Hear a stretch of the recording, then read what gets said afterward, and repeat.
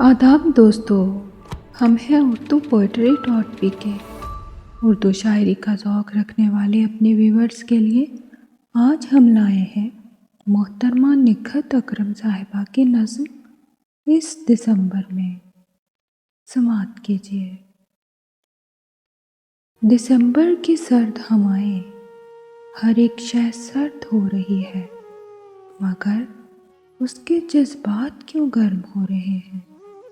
क्यों दिल में ख्वाहिश उभरी है उसे पाने की, उससे मिलने की।